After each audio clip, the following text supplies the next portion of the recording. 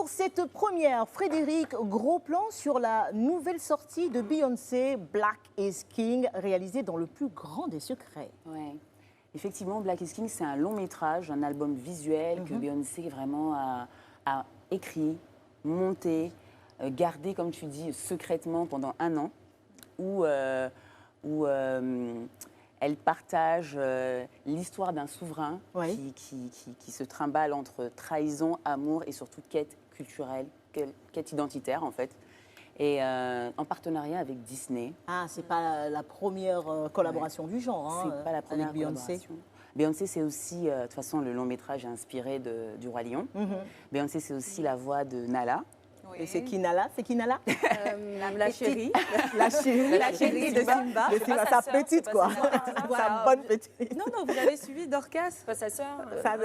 Non, mais On le sait, oui. on le sait que Vous parlez de quelle culture, Fred, tout à l'heure? Car n'est pas le père de Nala. Qui est le père de Nala? c'est bizarre, hein? Comment On ça va ne pas regarder la comprendre? bande-annonce? On regarde la bande-annonce. Ok.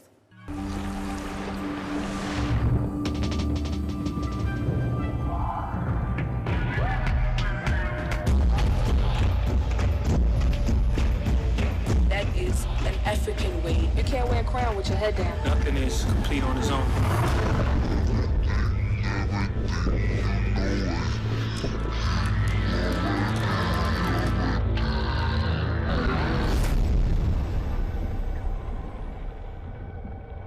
You are the king.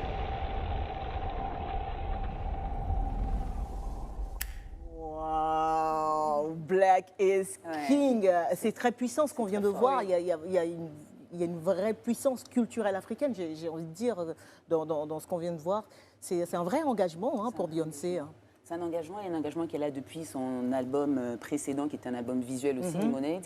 Et Beyoncé veut montrer, elle dit elle-même qu'elle a envie de pouvoir faire découvrir l'histoire et aussi pouvoir faire une pulsion vers le futur.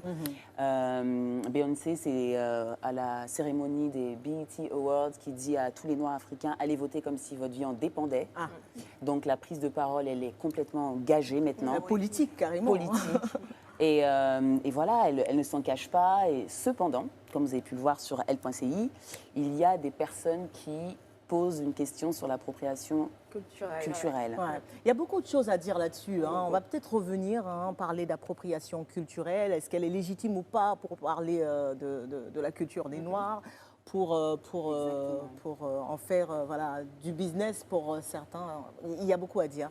Sachant évidemment que Beyoncé a travaillé avec notamment beaucoup de stylistes et de créateurs africains. Exactement. Ivoirien également. Ivoirien, elle a collaboré Sénégalais avec le Sénégalais. Rabia, je t'oublie pas. Il y a Tongoro, on a aussi Loza Maléambo, Yébé Design, La Falaise Dion, avec les Coris.